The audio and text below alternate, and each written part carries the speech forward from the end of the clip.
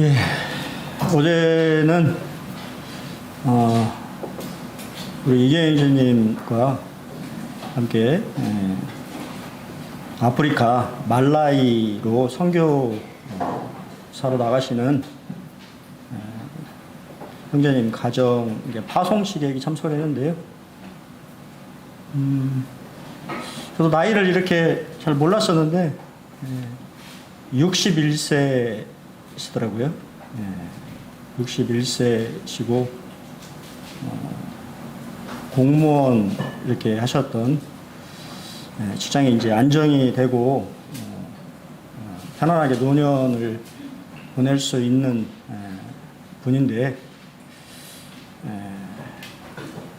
마음속에 주님이 주신 선교에 대한 열정 그것을 계속 가지고 계시다가 이제 6월 달에 선교지로 이제 떠나게 되는데요. 저는 참 기린노교회가 좀 잘했다라고 하는 생각이 들었어요. 왜 그러냐면 그냥 그런 마음만 이렇게 받은 것이 아니고 교회에서 지역교회에서 1년간 그분은 지금 이제 선교사 파송을 받았습니다만 사실은 1년간 벌써 말라이 그 지역에 가가지고 선교를 하고 배웠죠. 선교하는 그런 현장들을 1년간 이렇게 볼 수 있도록 훈련할 수 있도록 그래서 진짜 하나님 그것을 부르신 것이 맞는지에 대해서 분별할 수 있는 시간들을 이렇게 줬다고 하는 것에 대해서 참 지혜롭다라고 하는 생각이 개인적으로 참 들어지고 참 노년에 척박한 그런 땅에 말라이 혹시 들어보셨어요? 말라이? 말라이가 한국을 좋아해요. 저도 잘 몰랐는데 이게 이번에 찾아보니까 말라이는 우리나라에 편입을 하고 싶은 나라입니다. 대통령이 우리나라에 좀 편입 좀 해달라고 말하는. 왜 그런 말이 나왔냐면 저도 찾아가 보니까 원래 말라이는 세계 3대 빈국입니다. 국민의 50%가 기아에 시달리고 있어요. 하루 먹을 게 없어서 국민의 50%가 끼니를 걱정해야 되는 그런 민족인데요. 근데 그럴 수밖에 없는 것이 그 토양이 모래가 섞여 있어요. 그래서 벼농사나 이런 걸 지을 수 없는 그런 환경인데 우리나라 참 기술이 좋아요. 우리나라 농어촌 공사에서 그쪽에 말라이 지역에 가가지고 땅을 개간을 했습니다. 해가지고 토마토도 자라고 여러 가지 이 식물들이 자랄 수 있도록 땅을 바꿔놨어요. 그래서 그런 말이 나온 거예요. 먹고 살기 힘든 문제 때문에 고민하는데 대한민국이라고 하는 나라가 그 먹고 사는 문제를 해결해주고 있으니까 대통령이 우리 제발 좀 대한민국에 편입 좀 주로 편입하면 안 될까 그렇게 얘기를 했다고 하는 참 이야기를 참 들으면서 근데 또 그 나라가 이 영국의 지배를 받았던 나라여서 기독교 인구가 82%예요. 근데 아까 말씀드린 것처럼 먹고 사는 문제가 해결이 안 되니까 82%가 기독교라고 얘기하지만 그냥 구원받지 않은 그냥 신앙인이라고만 고백하는 그러니까 복음이 오히려 더 불모지인 곳이라고 우리 또 청길성 형제님이 얘기하시더라고요. 그래서 모임이 저희 같은 모임이 당연히 영국 선교사들이 들어갔겠죠. 한 60개 정도가 있는데 그 형제님 말씀에 의하면 그 장로들부터가 구원을 안 받은 사람들이라고 그렇게 얘기를 참 들으면서 안타까운 그런 마음이 들었습니다. 노년에 자신의 모든 것들을 다 버리고 이렇게 선교로 나가시는 우리 청길성 형제님 부부 좀 기억하시고 기도해 주시면 감사하겠습니다. 그래서 좋은 소식들이 잘 들렸으면 좋겠다라는 생각이 들어집니다. 오늘은 불안한 마음을 가지고 말씀을 교제하기로 합니다. 누가복음 24장 36절 42절 45절 함께 교독하겠습니다. 36절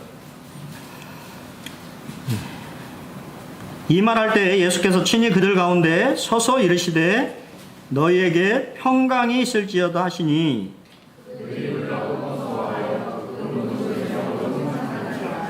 예수께서 이르시되 어찌하여 두려워하며 어찌하여 마음에 의심이 일어나느냐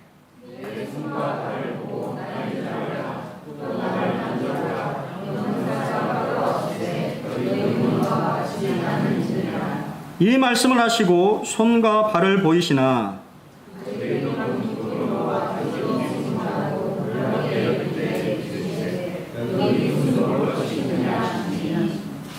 이에 구운 생선 한 토막을 드리니 또 이르시되 내가 너희와 함께 있을 때 너희에게 말한 바 곧 모세의 율법과 선지자의 글과 시편에 나를 가리켜 기록된 모든 것이 이루어져야 하리라 한 말이 이것이라 하시고 네, 감사합니다. 우리 먼저 불안해하고 있는 제자들을 만나고 되는데요. 여러분 어떠신가? 여러분 어떠십니까? 여러분 마음은 어떤 마음을 가지고 계신가요? 이 조사를 이제 좀 오래된 조사이긴 한데요.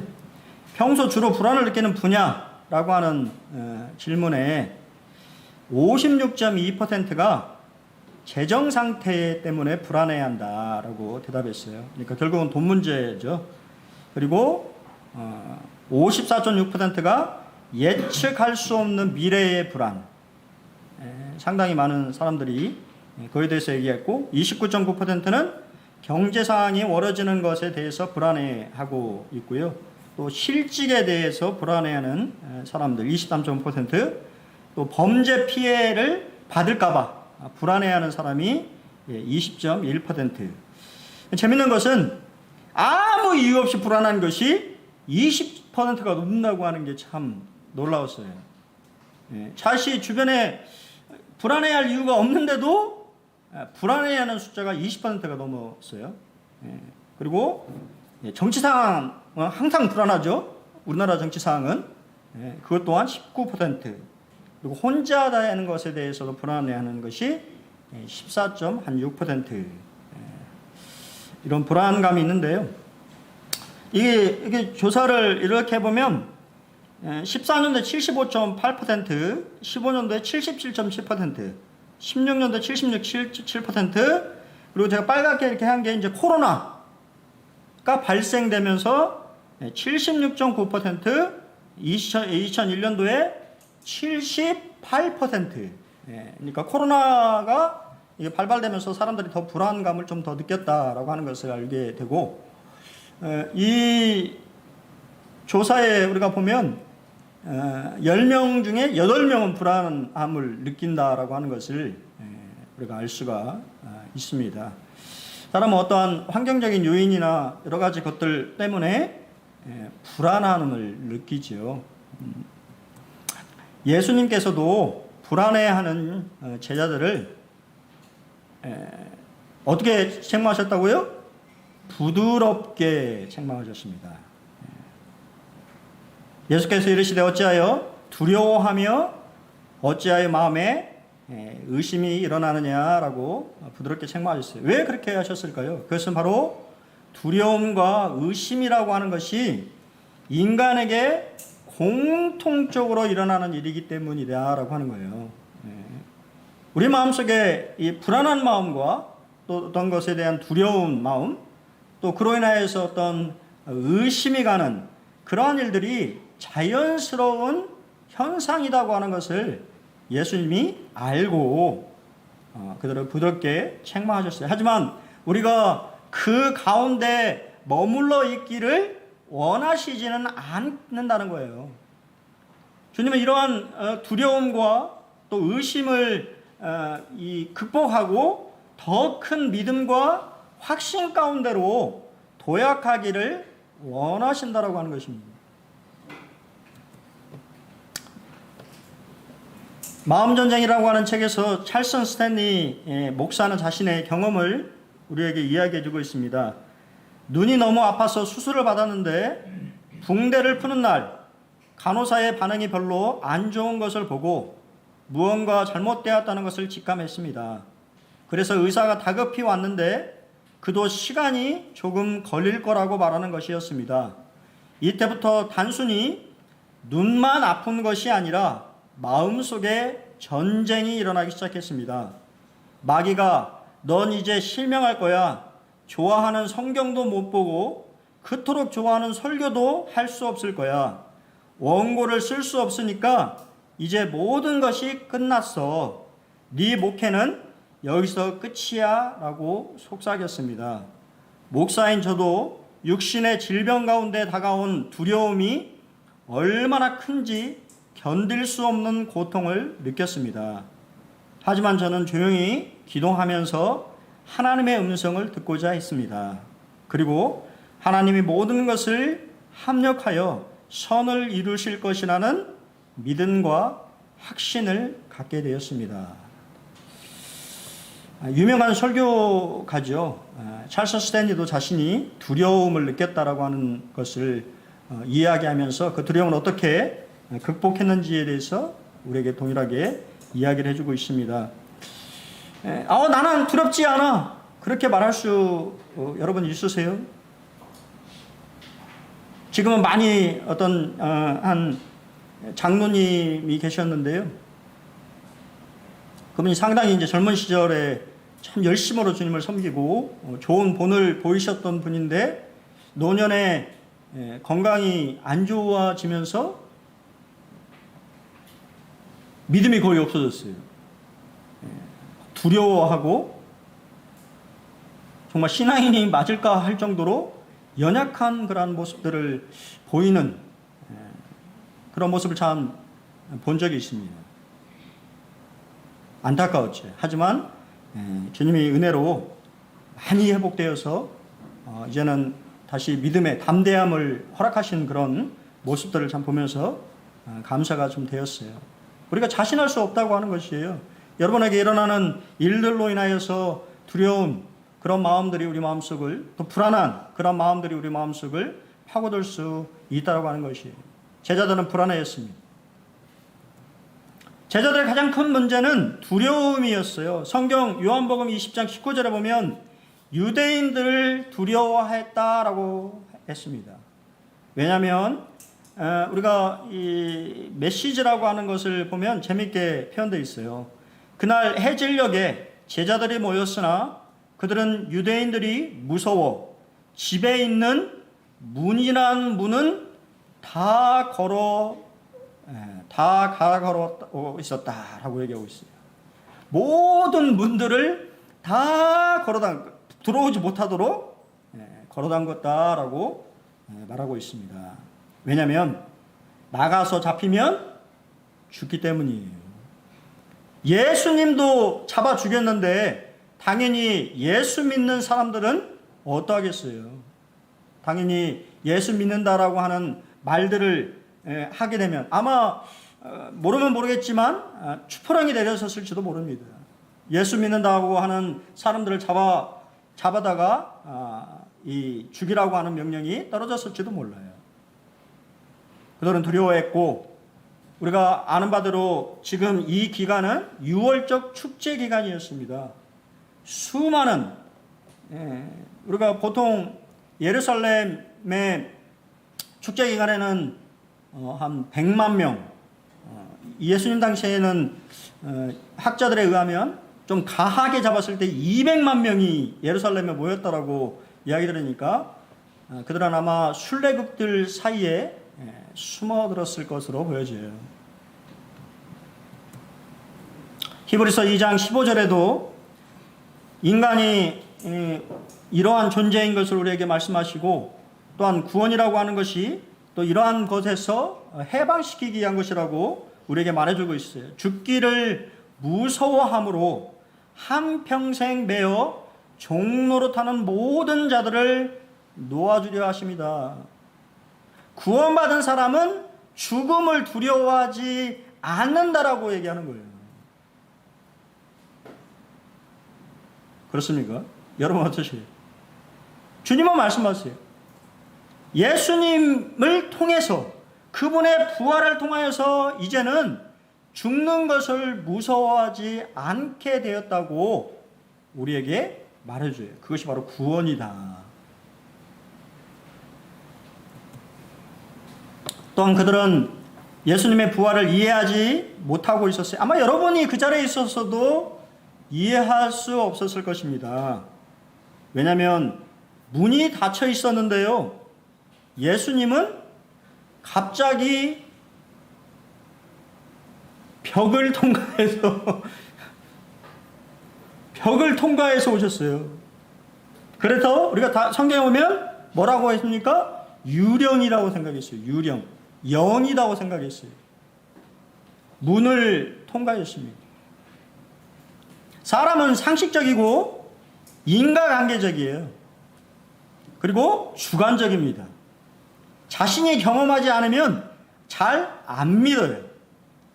그렇지 않나요? 제자들도 마찬가지예요. 어떻게 벽을, 지금 문이 다 닫혀 있는데 갑자기 예수님이 이 중앙에 나타나신다고 생각했을 때 여러분은 그것이 육신을 지닌 사람이라고 생각할 수 있겠어요? 영이라고 생각합니다. 부활도 믿기지 않는데 시간과 공간을 초월하는 이러한 개념을 여러분이 이해할 수 있습니까?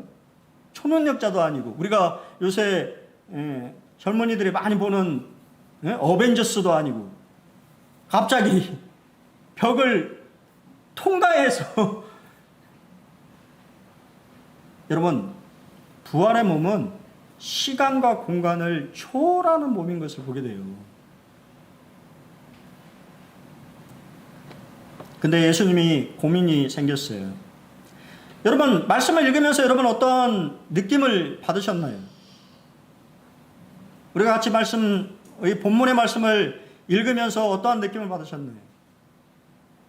예수님은 좀 믿어줘. 내가 부활했다니까 좀 믿어줘라고 하는데 제자들은 못 믿겠는데, 이해가 안 되는데 좀 믿어주면 안 될까? 예수님의 고민은 나의 부활을 제자들에게 어떻게 설명할 것인가라는 고민이 들었어요. 불안해하고 의심이 가득해 있던 제자들에게 여러분은 어떻게 하시겠습니까? 예수님이 하신 첫 번째 일은 평강을 선물하는 것이었습니다. 평강은 히브리어 샬롬이죠. 샬롬은 인사말인데 예수님은 그냥 인사만 하신 것이 아니에요. 누가복음 24장 36절에 보면 예수님이 그 가운데 서셔서 두려워하는 제자들에게 너희에게 평강이 있을지어다라고 말씀하셨다고 말하고, 요한복음 20장 21절에서는 한 번 더 말씀하셨다고 말씀하십니다. 몇 번이요? 2번 말씀하십니다. 샬롬, 샬롬. 이 말은 무슨 말이에요? 내가 죽음에서 부활했기 때문에 이제는 너희에게 평강을 선물로 줄 수 있다라고 하는 말이에요. 우리 주님이 주시는 평강, 진정한 평강을 이제는 너희들이 선물로 받으라고 하는 것입니다. 인간이 가지고 있는 두려움과 죄의 모든 문제를 십자가에서 해결하시고, 또한 죽음을 이기시고 부활하셨기 때문에 이제는 두려워할 필요가 없다라고 말씀하시는 거예요. 인생의 모든 문제들, 여러분이 가지고 있는 어떠한 문제들 간에 그 문제를 부활하신 주님 앞에 가지고 나가실 때 주님은 능히 그 모든 문제를 해결하실 수 있는 분이라고 하는 거예요. 왜냐하면 죽음을 이기셨기 때문에. 죽음을 이긴 분이 있습니까? 이 세상에 어느 누구가 죽음을 이긴 분이 있습니까? 오직 예수님만이 이기신 거예요. 이사야서 57장 19절에 한번 같이 읽겠습니다. 같이 읽습니다. 시작. 입술의 열매를 창조하는 자 여호와가 말하노라. 먼 데 있는 자에게든 가까운 데 있는 자에게든 평강이 있을지어다. 평강이 있을지어다. 내가 그를 고치리라. 사람의 말은 힘이 없죠. 하나님이 어떤 분인지 아십니까? 입술에 열매를 창조하는 분이에요. 그분은 말씀하시면 열매로, 역사로 드러나시는 분이라고 하는 거예요. 사람은 제가 말해도 아무런 일이 일어나지 않지만 하나님이 말씀하시는 모든 일, 창세기에 주님은 다른 걸 하지 않으셨습니다. 말씀하셨죠. 빛이 있으라 하시니 빛이 있었다고 말씀하시는 거예요. 근데 그분이 우리에게 뭐를 주시기를 원한다고요? 평강을 주시기를 원합니다. 여러분의 마음을 고치시기를 원하시는 거예요. 왜냐하면 그분이 바로 죽음을 이기신 분이기 때문에 이제 죽음을 이기신 그분이 평강의 하나님이 우리에게 주시는 인생의 평강이라고 하는 것이 없었는데 이제 예수 그리스도를 통하여서 인간과 하나님 사이에 화목하게 되어지는 하나님의 평강을 줄 수 있는 여러분의 삶에 어떠한 일이 일어나든지 간에 이제는 하나님의 뜻 안에서 그분의 뜻 안에서 행하게 될 때 하나님의 놀라운 평강을 경험하게 된다라고 하는 거예요. 그분이 바로 평강의 하나님이십니다. 샬롬은 그냥 인사말이 아닙니다. 여러분 정말 여러분의 삶 속에서 샬롬, 하나님의 나라가 임하고 있습니까? 주변에 어떠한 상황이 벌어진다고 할지라도 여러분 마음속에 하나님의 샬롬이 하나님 주시는 거예요.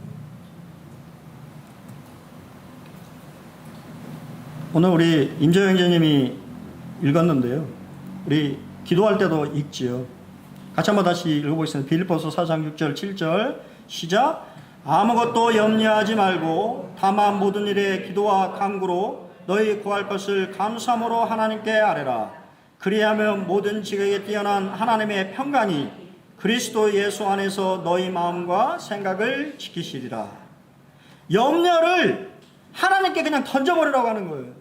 여러분이 가지고 있는 염려를 하나님 앞에 던져버리면 하나님이 해결해 주시는 게 아니고 해결은 바로 되는 것이 아니에요. 약속입니다. 그렇게 했을 때 하나님이 주시는 첫 번째 선물은 평강이라고 하는 거예요. 마음의 평안함을 허락해 주신다고 하는 것입니다. 그 마음의 평안함이 이루어지게 되면 여러분 놀라운 일들이 벌어진다고 하는 것입니다. 두 번째는 주님이 하신 것이 바로 주님의 상처를 보여주신 것입니다. 저는 참 감동이 되었어요. 누가복음에서는 내 손과 발을 보여주셨고 요한복음에서는 손과 옆구리를 보여주셨다고 말하고 있어요. 천주교는 이 예수님의 이 5 상처를 가지고 기도를 하더라고요. 기도문이 있어요. 참 깜짝 놀랐습니다. 별로 우리는 주님의 상처에 대해서 깊이 생각하지 않는데 여러분 부활하셨는데 그분은 상처를 가지고 있어요. 영광스러운 몸을 입고 있는데 왜 그분은 상처를 가지고 계실까요? 치유하실 수도 있는데 그것은 바로 우리에게 보여주시고자 하는 것입니다. 그분의 마음을. 한 엄마가 여러분 이런 이 이야기를 알고 계신 분도 있을 거예요. 한 엄마가 있는데 그의 엄마의 얼굴은 흉측한 화상 자국이 있습니다. 아이는 엄마의 모습을 보면서 부끄러움을 느껴요. 왜냐하면 아이들이 놀리기 때문에. 너희 엄마 괴물이다. 어떻게 저런 얼굴로 돌아다닐 수가 있니? 아이는 마음의 상처를 받고 그런 엄마가 밉습니다. 그런데 어느 정도 시간이 지나서 나중에 알게 돼요. 그 엄마의 얼굴의 상처는 자신을 구하기 위해서 그렇게 됐다고 하는 거예요. 그 아이는 어떤 마음이 있을까요? 여러분, 주님의 상처는 그러는 것입니다.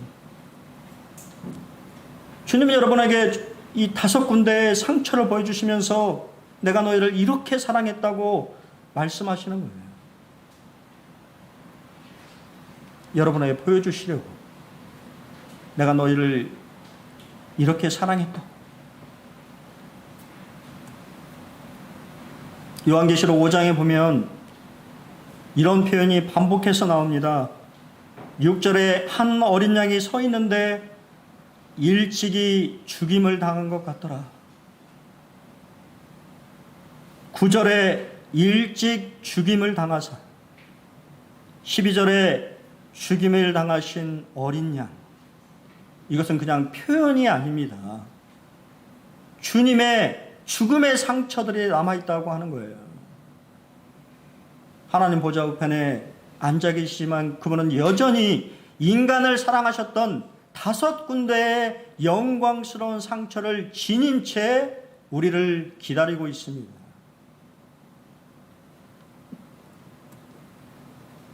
그러자 어느 분들은 그런 생각을 하시더라고요. 우리 장애를 가지신 분들이 있잖아요. 팀 켈러의 왕의 십자가 중에 존이라고 하는 형제 간증이 있습니다. 지금은 손가락이 뒤틀리고 근육이 위축되고 무릎은 비틀어지고 어깨 아래로 아무런 감각도 없지만 언젠가 밝고 가벼운 새 몸을 갖고 강력하고도 눈부신 의의 옷을 입게 되리라. 나처럼 척수를 다친 사람에게 부활이 어떤 소망을 주는지 상상이 가는가?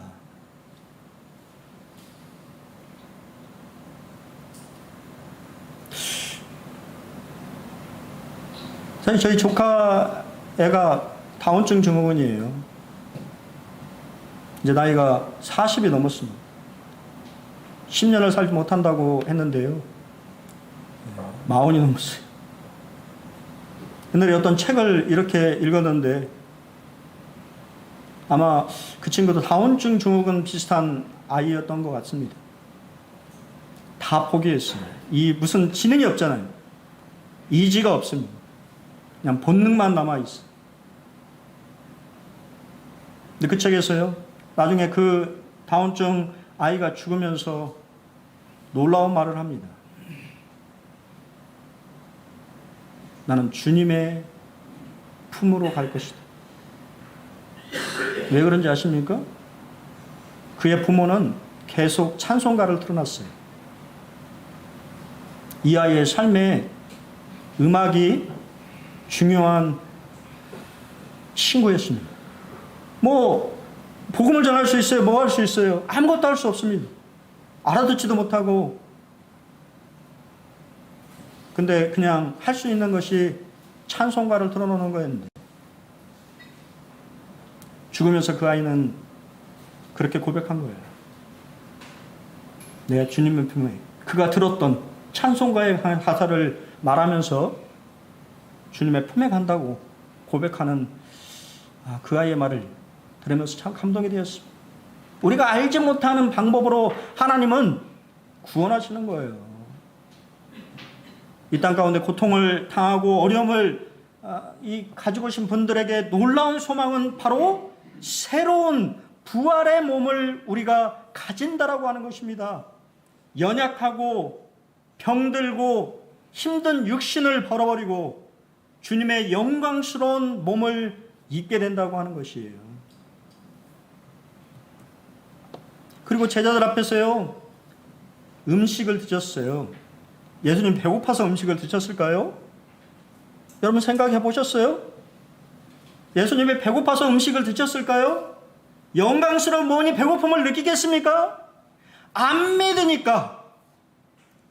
제자들이 불신하고 의심하고 안 믿으니까 그분은 음식을, 예전에 제자들과 함께 그렇게 자주 음식을 나눴던 것처럼 먹지 않아도 될 음식을 나누신 거예요. 생선 한 조각을 받으시고 그 앞에 잡수셨습니다. 그것은 그분이 영이 아니고 살과 뼈로 이루어진 우리와 동일한 육신, 그 대신 영광스러운 몸이라고 하는 것을 확증해주는 증거입니다. 뉴 킹제임스 버전에 의하면 여기에 허니, 꿀이 포함됐다고 어느 사본에는 기록되어 있어요. 생선 한 조각만 드신 것이 아니라 꿀도 같이 드셨다라고 하는 사본이 있어요. 뭐를 드셨는지 잘 모르겠습니다만 어떻게 됐든 간에 그분은 드셨다고 하는 거예요. 우리가 말씀이 끝나면 뭐 하죠? 애찬합니다. 애찬이 그냥 식사만 하는 것이 아니에요. 성도들과 함께 애찬, 사랑의 교제를 나누면서 식사하는 것은 우리 주님이 하신 일입니다. 제자들과 함께 하신 익숙한 일이에요. 그냥 밥 한 끼 먹는 것이 아니라고 하는 거예요. 그것을 사도들 또한 증거합니다. 사도행전 10장에 보면 그를 모시고 음식을 먹은 우리에게 하신 것이다. 확실하게 그분이 부활하신 것은 우리와 함께 음식 먹었다. 식사를 하셨다니까 그 말이에요. 바로 그분이 누구예요? 살아있는 자와 죽은 자의 재판장으로 서실 분이.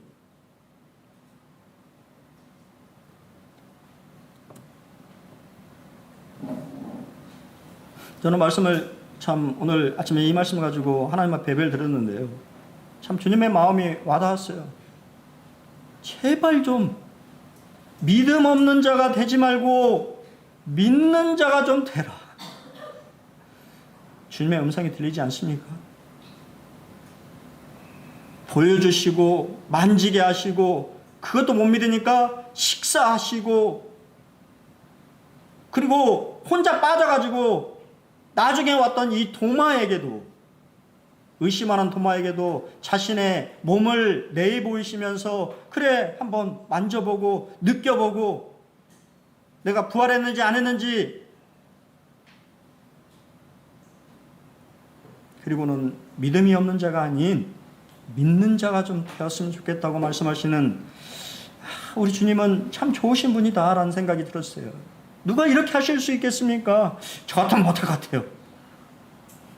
막 화를 내거나 그럴 텐데 주님은 그렇게 하신 것이 아니라 믿음 가운데로 계속해서 이끌어 가시는, 우리의 수준까지 낮추셔서 우리와 눈 맞추시고 우리를 그분의 이 수준까지 또 올리시려고 노력하시는 그 주님의 모습이 참 너무도 좋고 참 감사가 되었습니다. 그리고는 그분은 자신이 하신 말씀을 기억하게 하셨어요. 왜 그렇습니까? 하나님의 평강의 근원과 확신은 뭐를 통해요? 하나님의 말씀을 통해서기 때문이에요. 여러분의 마음속에 불안함이 있으십니까?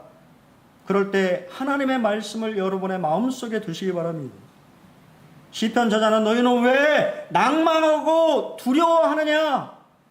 네 얼굴을 도우시는 하나님을 바라보라고 말씀하시잖아요. 그런 말씀들을 여러분의 마음속에 두시기 바랍니다.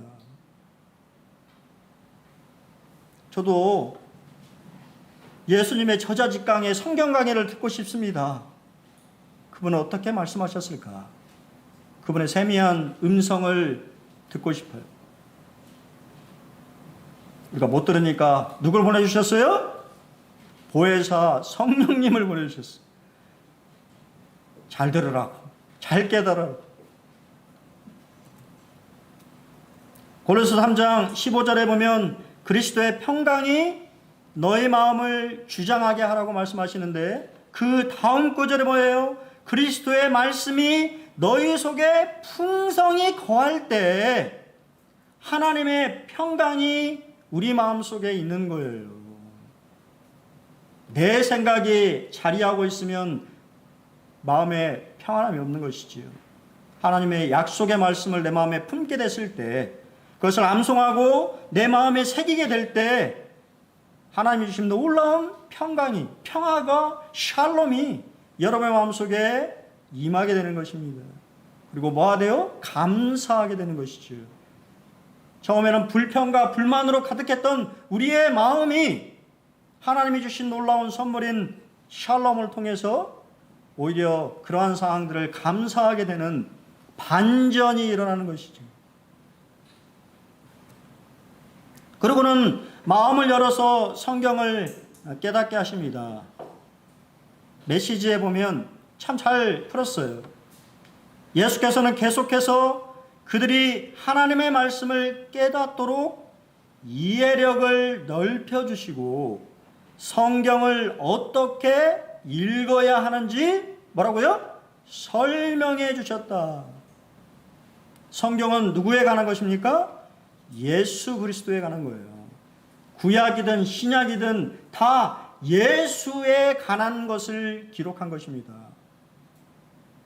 그것을 알지 못하고 읽게 되면 그냥 종교서적이 되어버리는 거예요. 성경은 머리로만 이해하는 것이라 뭐로? 마음으로 깨달아서 읽어야 되는 거예요. 마음의 변화가 있어야 되는 것입니다.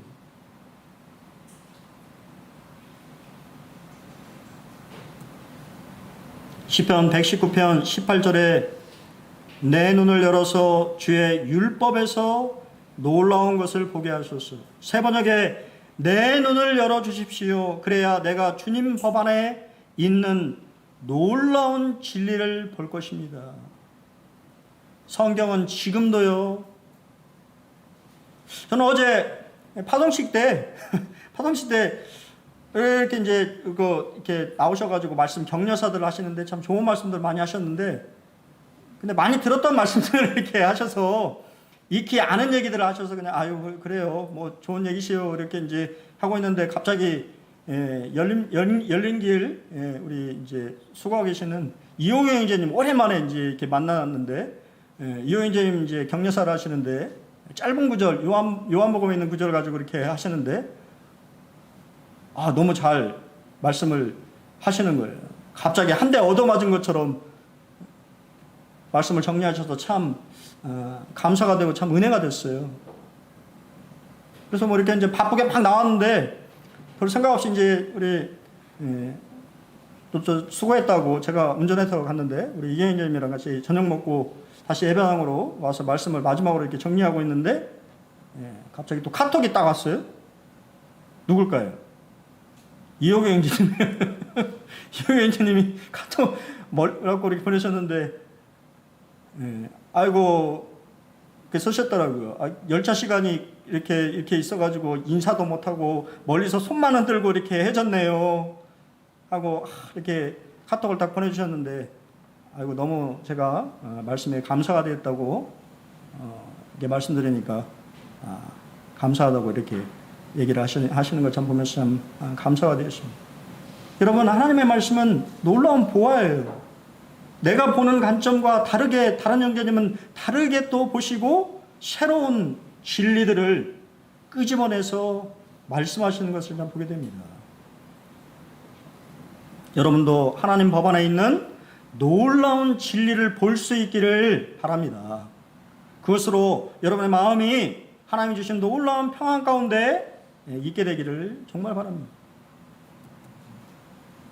저는 마지막으로 말씀을 정리하면서 주님의 방문이라고 하는 찰스 스펄전의 세 가지 그 정리된 말씀들을 이 말씀과 관련된 제가 이렇게 말씀을 준비하면서 참 잘 말씀하셨다. 그래서 함께 성도님들과 함께 나누고 싶어서 제 말이 아니고 이제는 주님 품 안에 계신 찰스 스펄전 목사님이 이 본문에 관해서 어떻게 말씀하셨는지를 요약하면서 말씀 좀 드리려고 합니다. 주님이 나타나신 때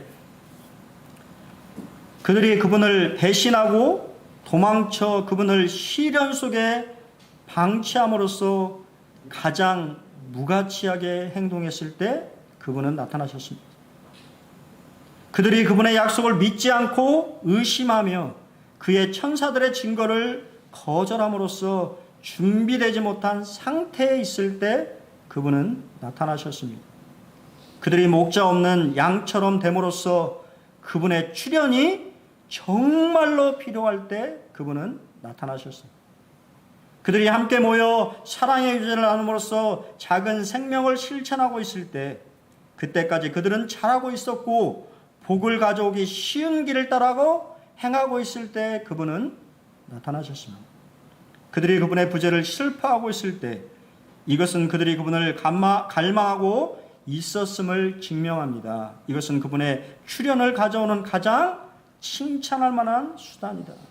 눈물을 흘리고 있을 때, 여섯 번째는 그들 가운데 일부가 그분을 뭐 할 때? 증거하고 있을 때, 엠마오로 가던 두 제자가 예수님과 만난 이야기를 증거했을 때 예수님은 그 한가운데 나타나셨다라고 말하고 있습니다. 그러면 그분이 나타나셔서 하신 말씀은 뭘까요? 너희에게 평강이 있을지어다. 그것은 축복이었습니다. 주님은 그들의 평안을 기원했어요. 두 번째, 그것은 선언이었습니다. 그들은 하나님과 화목하게 되었어요. 그것은 명령입니다. 그분은 그들에게 평강을 불어넣으셨습니다. 그것은 사면이었습니다. 그분은 그들의 평강을 해치는 모든 뭐를요? 불법을 제거하셨다. 여러분 인생에 여러분의 평강을 방해하는 어떤 거든 그분은 여러분들을 용서하신다고 하는 거예요. 그리고 다시 그 평안함을 주시기를 기뻐하십니다. 세 번째, 그분의 출현으로 일어난 일. 그분은 그들의 모든 의심을 일소하셨습니다. 심지어는 도마까지도 그 완고한 불신앙을 버리게 되었습니다. 두 번째, 그분은 그들에게 자신의 손과 발을 보여주심으로 그들 마음에 자신의 사랑을 계시하고 각인시켰습니다. 세 번째, 그분은 그들의 기억을 새롭게 하셨습니다. 뭘로? 하나님의 말씀으로. 네 번째, 그분은 그들의 마음을 열어놓으셨어요. 그래서 하나님의 말씀을 깨달을 수 있도록 도우셨습니다. 다섯 번째, 그분은 그들에게 그들의 위치를 보여주셨어요. 어떤 위치예요? 증인으로서요. 부활의 증인의 위치로 우리를 세우셨다라고 하는 것입니다. 여섯 번째, 그분은 그들을 뭘로? 기쁨으로 충만케 하셨습니다.